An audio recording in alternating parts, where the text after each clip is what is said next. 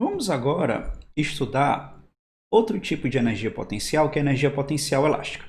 E ela está associada ao elongamento ou à compressão de molas. A gente já viu em capítulos anteriores que a força que aparece quando uma mola é alongada ou quando ela é comprimida, a força elástica é igual a menos Kx, onde K é a constante de mola e X é o elongamento ou a compressão da mola. Se X é igual a zero, significa dizer que a mola está na posição de equilíbrio, nem alongada nem comprimida, como a gente vê aqui na figura A. Se X é maior que zero, a mola está esticada, certo? E ao se esticar, aparece uma força na mola e ela aponta na direção contrária ao elongamento, ou seja, apontando aqui para trazer a mola para a posição de equilíbrio, para o comprimento de equilíbrio. Então, esse é o sentido do sinal negativo menos, né? Se o X é positivo, a mola está esticada, então ela tenta restituir o comprimento relaxado da mola. Se, por acaso, o X é negativo, significa dizer que a mola está comprimida. Então, se a mola está comprimida, aí fica a força elástica igual a menos Kx, o menos que multiplica o X negativo vai dar mais Kx, então a força se torna positiva, porque ela justamente aponta na direção para trazer a mola para o comprimento não deformado dela, certo?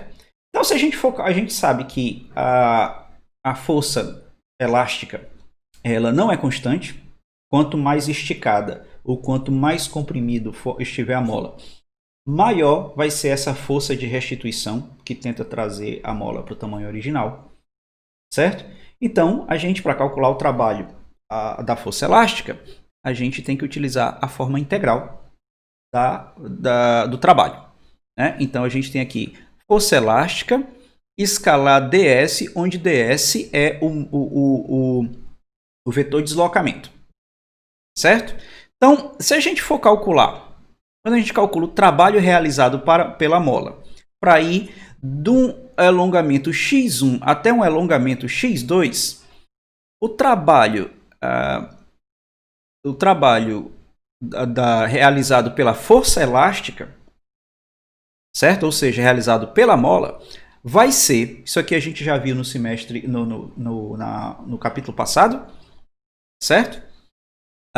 Vai ser igual a kx1 ao quadrado dividido por 2 menos kx2 ao quadrado dividido por 2. Note que aparece aqui essa quantidade kx ao quadrado sobre 2. E essa quantidade a gente batiza ela como sendo a energia potencial elástica. Tá certo? Então, a gente tem aqui que o trabalho da força elástica para levar a mola da posição 1 até a posição 2 vai ser a diferença da energia potencial elástica do ponto 1 e menos a energia potencial elástica da mola no ponto 2. Certo? E isso é igual a menos a variação da energia potencial elástica. Okay? Exatamente do mesmo jeito que a gente tinha na energia potencial gravitacional. Note aqui também que isso aqui é o trabalho realizado pela força elástica, ou seja, pela mola. Mas para a gente esticar essa mola ou para comprimir essa mola, a gente precisa fazer uma força sobre ela, tá certo? E o trabalho dessa força realizado sobre a mola vai ser exatamente menos o valor do trabalho da força elástica, ok? Então, voltando aqui, o trabalho da força elástica para levar a mola de um alongamento x1 até um alongamento x2 vai ser igual a menos a variação da energia potencial elástica. Certo? Exatamente do mesmo jeito que a gente encontrou para a energia potencial gravitacional. Nós determinamos que a energia potencial elástica é igual a kx² sobre 2, onde k é a constante de mola e x é o alongamento da mola, que pode ser positivo ou negativo. No caso x positivo, a mola está esticada. No caso do x negativo, a mola está comprimida. A gente tem aí o gráfico da energia potencial elástica em função do x. É uma parábola com ponto mínimo em x e igual a zero, que é a posição em que a mola está no tamanho de equilíbrio e onde a energia potencial elástica é igual a zero. Certo? Então, note que se a gente esticar por causa do x ao quadrado, a energia potencial elástica é sempre maior ou igual a zero, mesmo que seja para o x negativo. Okay? Então, vamos aqui dissecar o movimento da mola em 4 situações possíveis. A gente primeiro tem a mola comprimida relaxando. Como é que é isso? Então, a gente parte aqui de um alongamento, de uma compressão inicial x1, e aqui tem a energia potencial U1, e a mola está relaxando, ou seja, ela está indo para uma compressão menor x2. Certo? A força, como a mola está comprimida, e a gente sabe que a força elástica é igual a menos kx, o x aí está negativo, com o menos da força elástica, a força está positiva, então a força elástica aponta para cá e o deslocamento da mola também aponta para cá. O que é que a gente tem aí? A gente tem aí um trabalho positivo. E a variação da energia potencial elástica é negativa por quê? Porque a energia potencial no ponto x2 é menor do que a energia potencial no ponto x1 e o 2 menos o 1 vai ser negativo. Vamos imaginar agora a mola comprimida e encolhendo. A gente vai ter é que agora a gente vai de uma posição de uma compressão x1 para uma compressão maior x2. Continua como o x é negativo, certo? A força continua apontando na direção positiva. Mas agora a gente tem que o deslocamento da mola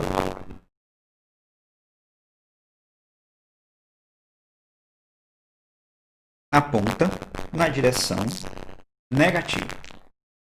E força apontando na direção oposta ao deslocamento resulta em trabalho negativo. Mas como a gente está indo de uma compressão menor em x1 para uma compressão maior em x2, a gente está indo para uma posição de uma posição de energia potencial elástica menor para uma posição de energia potencial elástica maior. Então, o U2 menos o 1 vai ser maior que zero. Certo? Então, agora vamos para o caso da mola elongada esticando. Então, o que é que a gente vai apagar? Esse lado aqui, porque agora a gente vai para o lado da mola esticada. Então, a mola elongada esticando significa dizer que nós estamos indo de um alongamento x1 para um alongamento x2 maior. O que é que a gente tem aqui? A mola está alongada, ela tende a voltar para a posição de equilíbrio. Então, a força elástica vai apontar na direção negativa. Como a gente está esticando a mola, o deslocamento está sendo de x1 para o x2. Então, o deslocamento está sendo na direção positiva. O que é que a gente tem aí? A força no sentido oposto ao deslocamento, a gente tem, então, um trabalho negativo. Só que, ao esticar a mola, a gente está indo de um deslocamento x1 menor para um deslocamento x2 maior. Então, a gente está indo, olhando aí para o gráfico, a gente está indo de um ponto de energia potencial menor para um ponto de energia potencial maior. De tal maneira que o 2 menos o 1 vai ser maior que zero. E no último caso, a gente tem a mola elongada relaxando. O que a gente vai ter agora é a mola partindo de um ponto de alongamento maior, indo para um ponto de alongamento x2 menor. A força continua apontando na direção negativa, porque a mola está no alongamento positivo, e ela tende a voltar para a posição de equilíbrio. Mas agora, o vetor deslocamento está apontando na direção negativa. Que a gente vai ter aí força e deslocamento apontando na mesma direção, o trabalho é positivo. Agora, a gente está indo de um ponto de energia potencial U1 maior e indo para um ponto de energia potencial U2 menor. Então, a diferença de energia potencial, U2 menos U1, vai ser negativa. Então, note que a relação entre o trabalho e a variação, o trabalho da força elástica e a variação da energia potencial elástica se comporta exatamente como o trabalho da força gravitacional e a variação da energia potencial gravitacional, quando um é positivo, o outro é negativo e vice-versa. Né? Então, assim como lá na força gravitacional, você pode pensar como o campo de força elástica como sendo uma conta corrente. A força elástica retira energia da mola, ou seja, uma variação de energia potencial negativa, para realizar trabalho positivo da mola, sobre um corpo. E um trabalho realizado sobre a mola negativo armazena energia na mola. É importante checar se, assim como na energia potencial gravitacional, a energia potencial elástica permite que a gente escolha arbitrariamente um alongamento x0 qualquer como referência para a nossa energia potencial elástica. Como é que é isso? Essencialmente é o seguinte. Então, a gente tem aqui um alongamento x1 em que era medido com relação ao alongamento x igual a zero, de referência.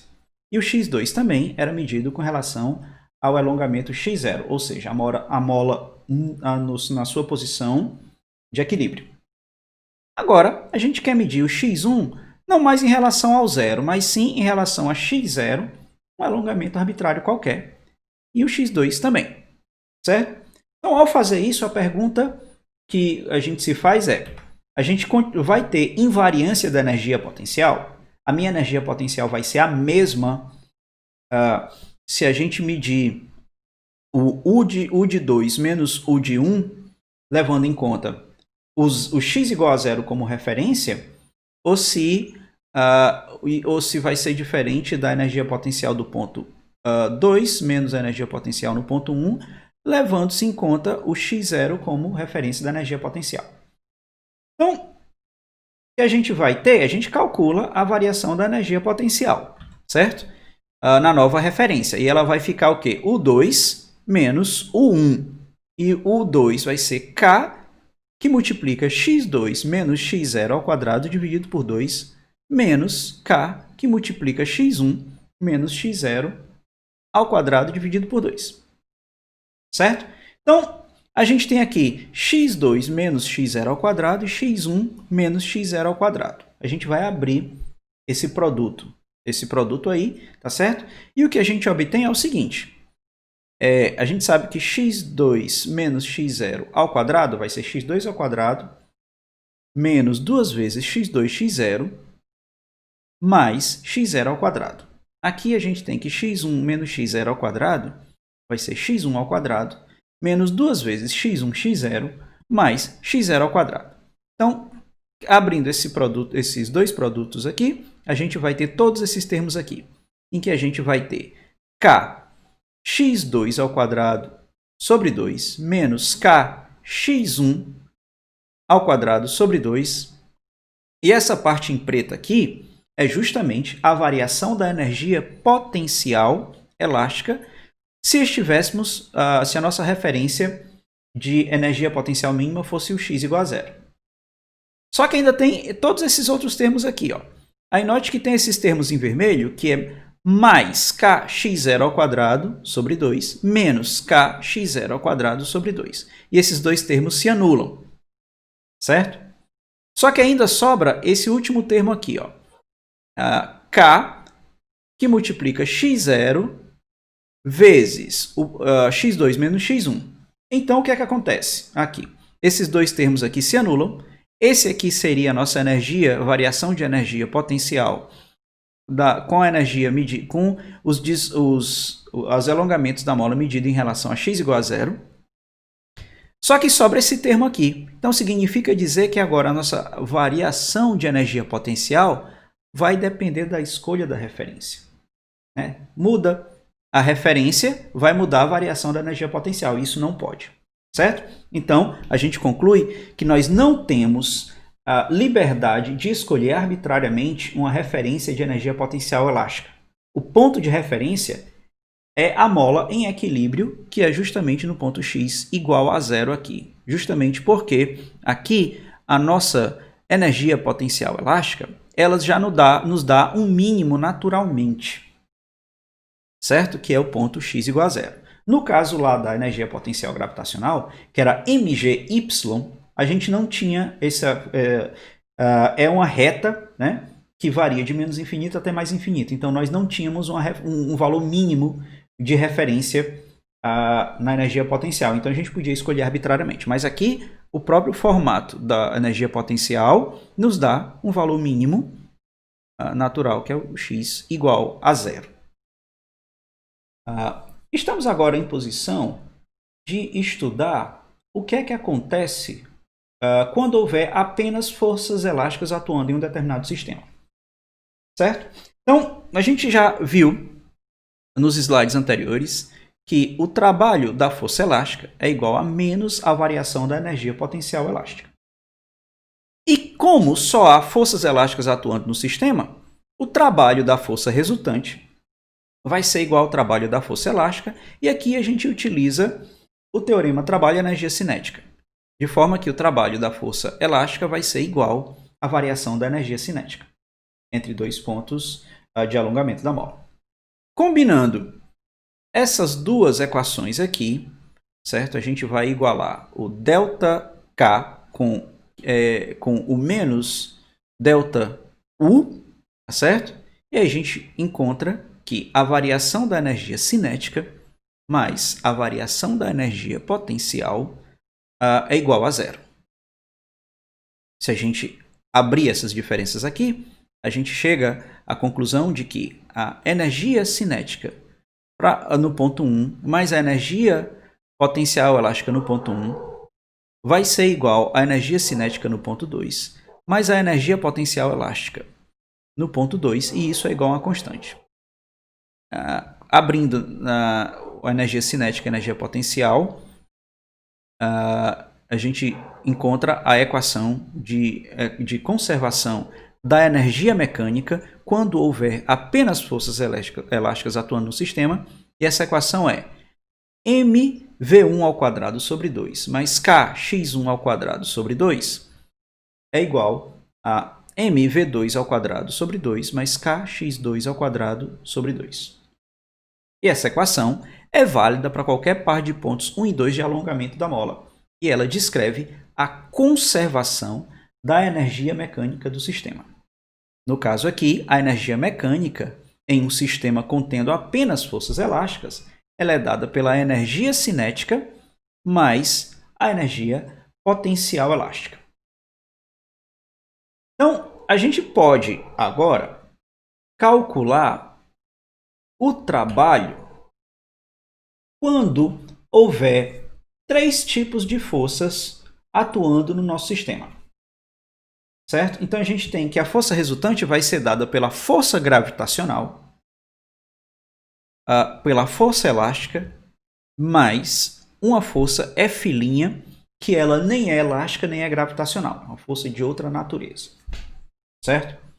Então, o trabalho da força resultante vai ser o trabalho, a soma dos trabalhos de todas as forças, as diferentes forças que nós temos no sistema. Então, a gente vai ter que o trabalho da força resultante vai ser o trabalho da força gravitacional, mais o trabalho da força elástica, mais o trabalho da força F', dessa força F', que nem é gravitacional e nem é elástica. E utilizando o teorema trabalho-energia cinética, a gente sabe que o trabalho da força resultante é igual à variação da energia cinética. Só que aqui a gente sabe que o trabalho da força-peso vai ser igual a menos a variação da energia potencial gravitacional. O trabalho da força elástica vai ser menos a variação da energia potencial elástica. E colocando essas duas quantidades aqui no trabalho da força resultante, a gente consegue mostrar que o trabalho, né, então bem aqui tem menos delta UG, bem aqui tem menos delta UL, então o que está negativo passa para o outro lado positivo, o que está negativo aqui passa para o outro lado positivo. Então a gente obtém que o trabalho dessa força F', que nem é gravitacional e nem é elástica, vai ser igual a variação da energia cinética mais a variação da energia potencial gravitacional mais a variação da energia potencial elástica. E isso tudo aqui a gente chama da variação da energia mecânica. E num sistema em que há forças elásticas e gravitacionais, a energia mecânica é dada pela energia cinética, mais a energia potencial gravitacional, a energia potencial elástica, mais a energia potencial gravitacional. Certo? Então, se a gente for escrever em detalhe, o que a gente vai ter é que a energia mecânica num sistema que tem força elástica e força gravitacional vai ser mv ao quadrado sobre 2 mais mais k x ao quadrado sobre 2, onde esse x, no caso aí, é o alongamento da mola, mais mx, onde isso aí é a energia potencial elástica.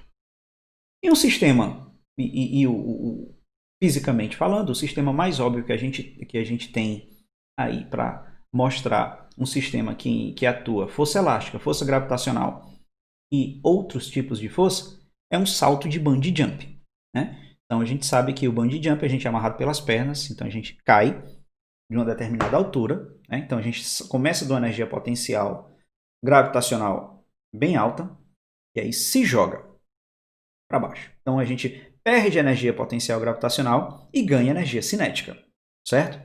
Só que tem um determinado momento que a mola e que a corda do bungee jump, quando você está caindo, ela não está tensionada, certo? E à medida que você chega no ponto final, ela vai esticando como se fosse uma mola, esticando lentamente e vai ganhando energia potencial gravitacional à medida que você vai, ou a energia potencial elástica, porque ela vai esticando, à medida que você vai freando, né? Ela vai tirando da energia cinética e adicionando na energia potencial elástica. E onde é que ficaria essa força F', que nem é gravitacional e nem é elástica? A gente ficaria por conta da resistência do ar. Para a gente compreender melhor um sistema como esses que possuem força gravitacional, força elástica e outros tipos de força, vamos resolver o seguinte exemplo. O projeto de segurança prevê que um elevador de 2.000 kg com o cabo quebrado cai a 4 metros por segundo sobre a mola de amortecimento no fundo do poço. A mola é projetada para fazer o elevador parar quando ela sofre uma compressão de 2 metros. Durante o movimento do elevador, os freios laterais produzem uma força de atrito constante de 17.000 newtons. Qual a constante de mola deve ser utilizada para satisfazer essas condições de segurança? Então, isso é um exemplo muito importante, certo? Porque todo elevador precisa prever essas situações de segurança no caso em que o cabo do elevador quebre, né? A gente sabe que tem os freios laterais e ainda assim tem uma mola no fundo do poço para amortecer a queda do elevador, tá certo? Então a gente sabe que a gente tem aí força gravitacional, a gravidade puxando o elevador para baixo, tem aí a força elástica, né, da mola, certo? E tem aí uma força que não é nem gravitacional nem elástica, que é a força de atrito. Então a gente sabe que o trabalho,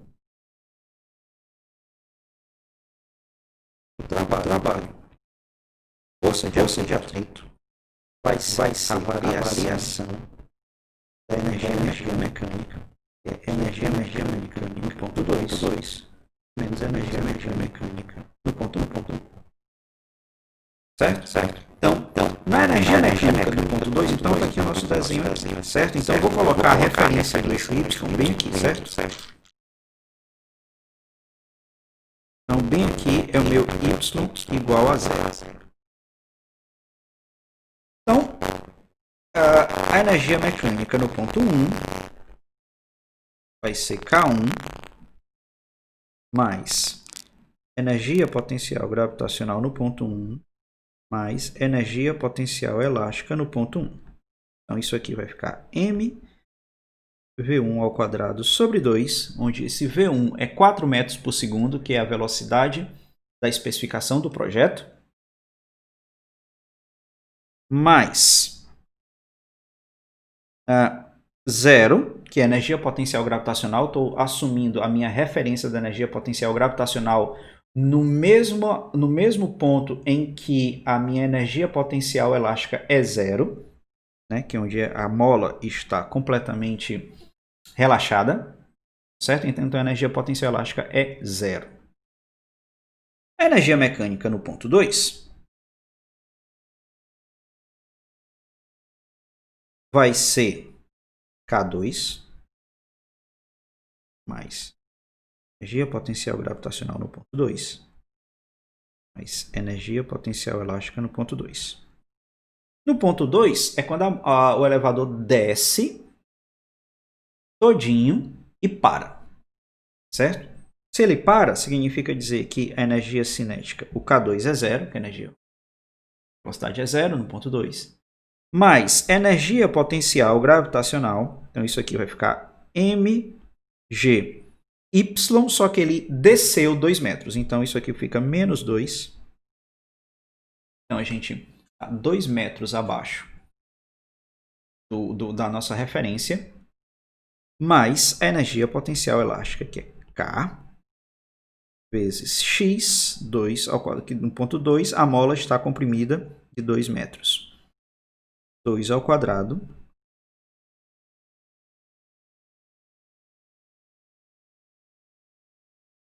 sobre 2. Certo? Então, vamos substituir os valores aqui. A massa do elevador é 2.000 kg, dividido por 2 dá 1.000. A velocidade é 4 ao quadrado dá 16. 16 vezes 1.000, a gente tem 16.000 newtons. A energia mecânica total no ponto 1, na hora que o elevador encosta na mola. No ponto 2, em que o elevador para e a mola está totalmente comprimida, a gente vai ter que a energia potencial, a energia mecânica, vai ser menos. Isso aqui deixa eu fazer aqui que eu vou usar. Deixar claro aqui que o nosso G é 10 metros por segundo ao quadrado para facilitar as contas. Então isso aqui a gente vai ter A massa do elevador é 2.000 vezes 10 dá 20.000 vezes 2 dá menos 40.000 newtons mais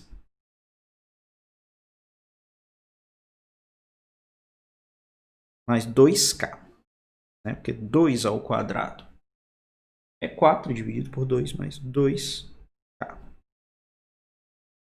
Certo? Então a gente quer, o problema pede que a gente determine o K.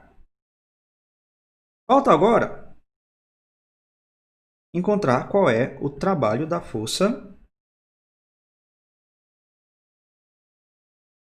de atrito. Então a gente sabe que isso aqui vai ser força de atrito escalar o deslocamento, né? Então a força de atrito, o elevador está descendo e a força de atrito está para cima. Então o trabalho tem que ser negativo. Então isso aqui vai ficar menos. A força de atrito ele diz que é 17.000 e o deslocamento é 2 metros, né? Quando ele desce comprimindo a mola. Isso aqui dá menos 54.000. Eu botei aqui, perdão, e não é newtons, é joules, que é 54.000 joules. Certo? Então agora a gente está na posição de determinar esse K.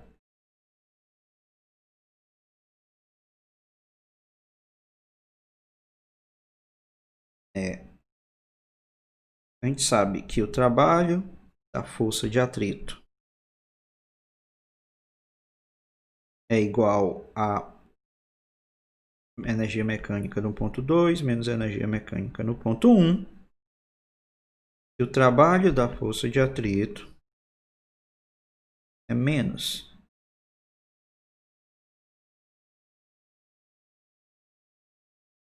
fiz errado aqui, não é menos 54.000, é menos 34.000.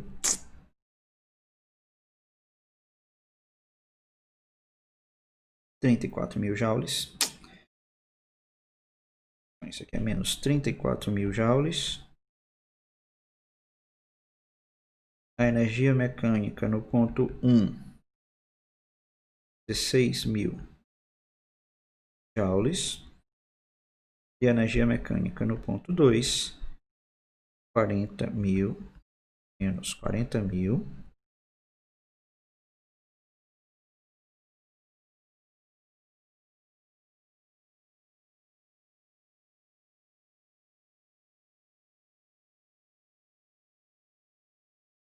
Mais 2K.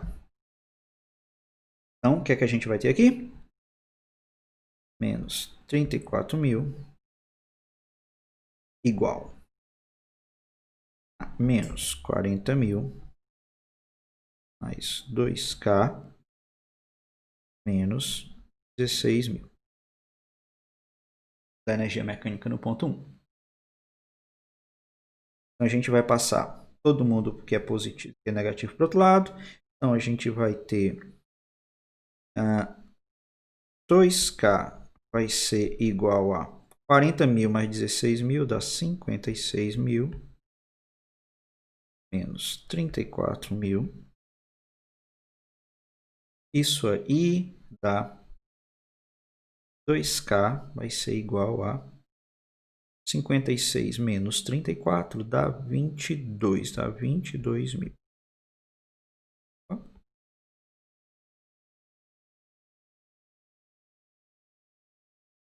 Então, a nossa constante de mola vai ser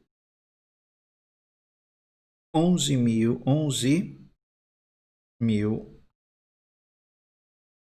newtons por metro. Ou 1,1 vezes 10 a quarta newtons por metro, que é a unidade de constante de mola. Certo? Então, isso aí é justamente a constante de mola necessária para satisfazer as condições de equilíbrio, as condições de segurança do projeto do elevador. Agora eu faço a seguinte pergunta para vocês. O que é que impede o elevador de bater lá no fundo e quicar e subir de novo? Por que é que ele tem que parar? Então, para a gente ver o que é que acontece, a gente precisa ver o que é que acontece quando o elevador chega, a força atuando no elevador na hora que ele está no fundo, quando a mola está no fundo do poço.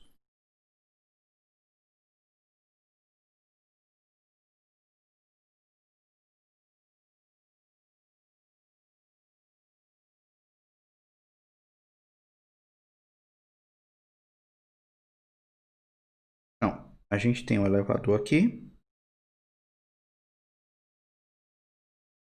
a mola está comprimida, tá certo? Então, quais são as forças atuando no elevador? Tem a mola querendo empurrar o elevador para cima, tem a força elástica. Tem a força peso para baixo, certo? Então, essa força elástica aí, ela vai ser igual a K1 em módulo, ela é Kx, né? Então, isso aqui vai ficar 2 vezes a 1,1 vezes 10 elevado à terceira Newton por metro, 10 à quarta Newton por metro.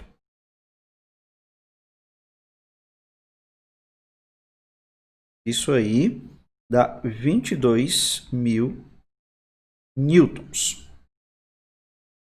Certo? O peso é m vezes g, que é 2.000 vezes 10. Isso aí dá 20.000 newtons.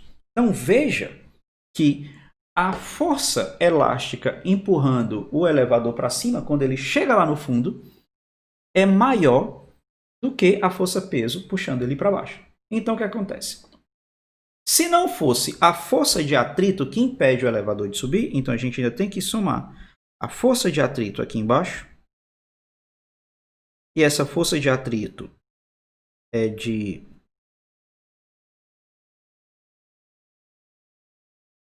problema e é do projeto do elevador de 17.000 newtons, certo? Se não fosse a força de atrito, ou seja, os freios laterais do elevador, certo? O elevador, quando caísse, batesse lá no fundo, ele ainda quicava e subia de volta. E isso seria terrivelmente perigoso para quem está dentro do elevador, né? O impacto nas pernas seria ainda maior. Certo? Então, o que impede o elevador de quicar é justamente a força de atrito. Pois bem, então, o problema, como pedia qual era a constante de mola, nós determinamos como sendo 11.000 newtons por metro. E este problema, a gente fez ele graças ao trabalho das forças que não são nem gravitacionais nem elásticas é dado pela variação da energia mecânica total do sistema. E no caso aqui, como temos força elástica e força gravitacional, a energia mecânica total é dada pela energia cinética. É dado pela energia cinética, pela energia potencial gravitacional e pela energia potencial elástica. Se não houvesse energia potencial elástica, a energia mecânica total seria energia cinética mais energia potencial gravitacional. Se não houvesse forças gravitacionais envolvidas, a energia mecânica total seria energia cinética mais energia potencial elástica. Mas como tem as duas, tem que considerar os dois tipos de energia potencial no problema.